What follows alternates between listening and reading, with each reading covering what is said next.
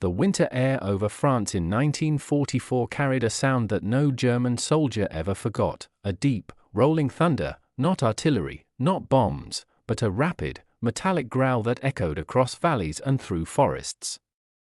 It was the voice of the American Browning M2.50 caliber machine gun. At first, many German troops didn't believe a single weapon could make such noise. They thought it must be multiple guns firing at once, or even a new type of automatic cannon. But soon, every man on the front learned the truth. One M2 was enough to dominate a battlefield. Designed by John Browning in 1918, perfected in the interwar years, and mounted on everything from jeeps to bombers, the Mar-Deuce. As American soldiers called it, fired half-inch rounds that tore through steel, armor, and human fear alike. German reports from Normandy described it in grim detail. "It is not a machine gun," one officer wrote, "it is a small artillery piece." Wehrmacht infantry called it Die Hollenmaskin, the hell machine. What terrified them wasn't just its firepower. It was its reach. The M2 could strike targets over 2 kilometers away. German machine guns like the Milligram 34 and Milligram 42 were deadly within hundreds of meters, but the .50 cal was something else entirely. It killed from beyond normal combat range. Soldiers spoke of it with a mix of awe and resentment. One veteran of the 352nd Infantry Division said after the war, "You could not hide from it. Even behind a wall, you felt the bullets." By the time of the Battle of the Bulge, the M2 had become more than a weapon. It was a legend, whispered among German troops as a symbol of American excess and technological superiority. They hated it not only for what it did, but for what it represented, a war machine fueled by endless industry and precision engineering, something the Third Reich could no longer match. By 1943, the M2.50 caliber had become something more than a weapon. It was a legend whispered in German trenches. To the Wehrmacht, it represented the end of cover, the end of safety. In Italy and Normandy, German soldiers learned that their usual defenses, stone walls, bunkers, and even light armor, meant nothing. The .50 cal tore through them all. Reports from the 15th Panzergrenadier Division described entire platoons held at bay by a single American jeep-mounted M2 when it fired. One soldier wrote, "It was like the sky itself turned against us." The bullet, nearly half an inch wide, was designed to destroy aircraft, not people. Yet on the ground it ripped through trucks, buildings, and men with terrifying ease. A single burst could destroy an engine block, cut down a machine gun nest, or even punch through the side of a half-track. German troops soon gave it nicknames: Der Donnerschlag, the Thunderstrike, and Der Fleischwolf, the meat grinder. Even elite SS and paratrooper units dreaded it. The weapon's distinctive rhythm, slow, deep, relentless, could be heard for miles. Tank commanders ordered their crews to avoid open roads, but the .50 cal mounted on Allied Shermans hunted them even from afar. In the night, its red traces painted the sky with arcs of fire, lighting up the battlefield like hell's own handwriting. By the time the Normandy campaign reached its height, the M2 wasn't just a gun. It was a symbol, the sound of unstoppable American firepower. Germans began saying, "When the .50 sings, someone dies." The Luftwaffe learned this too. Their pilots described bomber formations guarded by 13 M2s each, fortresses of flame, they called them. No German fighter wanted to face that kind of fire. The weapon changed how soldiers thought about survival itself, and it was only the beginning of what the M2 would do to the German war machine. In the winter of 1943, captured American weapons began arriving at German test facilities. Among them was the M2 Browning, scratched, dirty, and still warm from the front. Engineers at Mauser and Rheinmetall laid the weapon on a steel table under the cold fluorescent light. They expected crude American mass production. What they found instead left them silent. The weapon was simple, brutally so. Its parts fit together with almost careless confidence, but every piece worked with mechanical perfection. It could fire 600 rounds a minute, and after thousands of shots, the barrel still held its shape. One German engineer reportedly whispered, "This is not craftsmanship. This is industry." Unlike German machine guns like the Milligram 42, the Browning wasn't built for elegance or speed. It was built for eternity. It could fire in mud, in sand, in freezing rain. It needed no gentle touch, no precise alignment.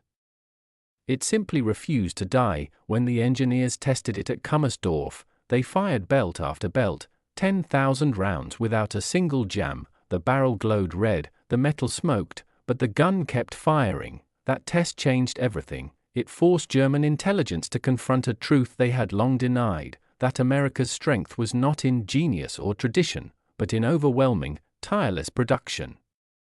One engineer compared it to an anvil. The Americans forge their weapons as if they expect them to fight forever. For the Luftwaffe, this realization was terrifying. Their fighters, the pride of German engineering, could barely stand against the sheer wall of .50 caliber fire pouring from American bombers. Each BA-17 carried up to 13 of these guns, 13 arguments against attacking. By early 1944, pilots began to whisper a new fear: you can dodge a Mustang, but not the Brownings. The M2 had become more than a weapon. It was a doctrine, a statement of industrial faith, and to German command, that faith was now the deadliest thing in the sky. By 1944, the contrast between German and American design philosophies had become painfully clear on every battlefield. German weapons like the Milligram 42 were mechanical masterpieces, fast, precise, and terrifyingly efficient, but they were fragile. A grain of sand, a cracked bolt, or a misaligned feed tray could silence them. The Browning M2, by comparison, was ugly and unrefined, a block of steel, grease, and determination. Yet, when the chaos of war erupted, mud, rain, smoke, and exhaustion, it was the American gun that always kept firing. At the front near Sentlow, German infantry experienced this contrast firsthand. A single U.S. half-track armed with an M2 was ambushed by Panzer Grenadiers. The Germans opened fire with Milligram 42s, shattering the windshield and riddling the vehicle with holes, but the American gunner stayed at his post, the .50 cal roaring in reply. When the smoke cleared, every Milligram nest was silent. One survivor later said, "It was like fighting a machine that refused to die." The difference wasn't just design, it was philosophy. German engineers built for precision, Americans built for endurance. One demanded perfection from its user, the other forgave mistakes. Even German officers began to take notice. Reports from the Eastern Front warned that captured M2s were now being used by the Wehrmacht itself, reliable even after neglect, one officer wrote, and simple enough for a farmhand to maintain. In factories back home, German machinists could only envy that simplicity. Their own Milligram barrels required meticulous alignment and high-grade steel that was now scarce. The M2's rough forged barrel, however, could be replaced in minutes, and there were thousands of them waiting in crates. By mid-1944, the M2 symbolized everything Germany had lost: simplicity, scalability, and time. It was a weapon that didn't care for beauty, only victory, and it was teaching the world that brute endurance could defeat brilliance. By 1944, German pilots had a new enemy, not the Allied planes themselves, but the invisible wall of fire that guarded them. That wall was built from hundreds of Browning M2.50 caliber machine guns. Each BA-17 Flying Fortress carried up to 13 of them, mounted in turrets, side windows, and even the tail. A single bomber could unleash over 100 rounds per second. And entire formations created storms of lead that filled the sky. To the Luftwaffe, attacking such a formation was suicide. One pilot described it simply: you fly into a burning cage. During raids on Schweinfurt and Regensburg, waves of German fighters dove headfirst into bomber formations, and never returned. Even if they scored a kill, the M2s shredded their wings and engines before they could escape. The airspace around the bombers became known as Der Todesraum, the death zone. German intelligence officers analyzed gun camera footage from downed P-47s and B-17s. They were shocked. The .50 caliber rounds didn't just pierce, they tore aircraft apart, fuel lines ruptured, engines exploded, and wings disintegrated mid-air. When the P-51 Mustang arrived, armed with 6 of these same guns, the message was clear: the Allies had achieved complete air dominance. German pilots soon realized they could not outclimb, outgun, or outrun an enemy who could kill them before they were even in range. One Luftwaffe ace later recalled, "We no longer feared the enemy pilot. We feared his guns. Every red tracer was like the finger of death pointing at us." The M2 turned the air war into a contest of survival, not skill. Its combination of reach, power, and quantity stripped the Luftwaffe of its last advantage, initiative. By mid-1944, the once proud German fighter corps was collapsing, not from lack of courage, but from the relentless, mechanical precision of American firepower. The same weapon that shattered bunkers and trucks on the ground now ruled the sky. By 1944, the M2 Browning had proven itself not only in the skies but on the ground, where it became a force of nature. Mounted on jeeps, tanks, and half-tracks, it turned every Allied vehicle into a mobile fortress. German soldiers quickly learned that when the .50 cal opened fire, there was nowhere to hide. In the hedgerows of Normandy, American convoys moved with one rule: never travel without a 50 ready to fire. Its heavy rounds tore through brick walls, trees, and even light tanks. Entire ambushes collapsed in seconds under its relentless roar. One Wehrmacht report described an encounter near Saint-Lô. "We attacked a column of trucks. The first burst from their heavy machine guns cut through our position as if the earth itself exploded. We never saw them, only the flash and the sound." It wasn't just infantry who feared it. German armored cars, supply trains, and even low-flying aircraft became vulnerable. The M2's armor-piercing rounds could punch through thin steel and ignite fuel or ammunition. At night, the weapon's tracers painted red lines across the dark sky, a constant reminder that American firepower never slept. Soldiers began to say the M2 spoke in red, and wherever it spoke, silence followed. The psychological impact was enormous. German commanders noted growing reluctance among troops to engage convoys or aircraft protected by Browning guns. "They demoralize entire units," one officer admitted. "You cannot fight a weapon that sees you first and kills you faster." By late 1944, the .50 cal had become the symbol of Allied dominance, the bridge between infantry and armor, between defense and destruction. It wasn't elegant, it wasn't new, but it was unstoppable. Every German soldier who heard that slow, thunderous rhythm knew what it meant. The Americans had found perfection in simplicity and death in precision. By late 1944, the M2 Browning had become more than a symbol of American power. It was a psychological weapon. Across the collapsing fronts of France and Belgium, German soldiers began to describe it not with technical terms, but with emotion: unfair.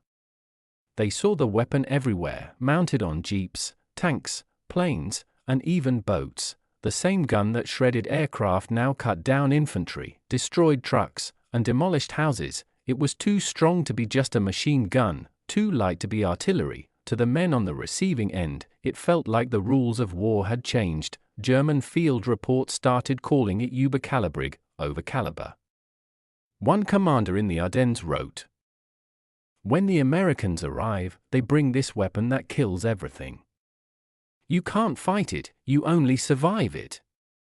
To them, the M2 represented something deeper than firepower. It was industrial might given form. While German factories struggled to produce basic rifles, the United States was mass-producing 2.5 million of these heavy guns, shipping them across oceans faster than the Reich could replace its losses. Captured soldiers later told interrogators that the M2 felt endless. No matter how many were destroyed, more appeared, and every one worked. Wehrmacht officers complained that the Allies had erased the distinction between man and machine. "You shoot at a soldier." One officer said, "But the Browning shoots at an army." In propaganda broadcasts, German radio condemned the weapon as inhuman. But secretly, reports admitted its efficiency, reliability, and precision. The enemy respected it even as they cursed it. By winter, every German patrol knew the sound, that deep, hammering roar that came before destruction. The .50 Cal had transcended tactics. It had become a presence, and in that presence, German morale began to crack, not from fear of dying, but from realizing that no amount of courage could stop American firepower forged in factories that never slept. When the fighting ended in May 1945, Germany lay in ruins, and yet, even amid the rubble, the Browning M2 remained. Allied convoys rumbled through shattered towns, the heavy guns still mounted on jeeps and tanks. To civilians and surrendered soldiers alike, that silhouette, long barrel, thick receiver, belt of shining brass, became the symbol of victory itself. In captured depots, German engineers were ordered to examine Allied weapons. When they disassembled the M2, many found it hard to believe that such a simple design had brought so much destruction. It was not revolutionary, it was relentless. Reports written in Munich and Dresden described the gun as mechanically eternal. Even after months of exposure to rain, mud, and frost, the captured Brownings still fired perfectly. German technicians tested them with leftover ammunition, and one noted, almost bitterly, "We built our machines to impress.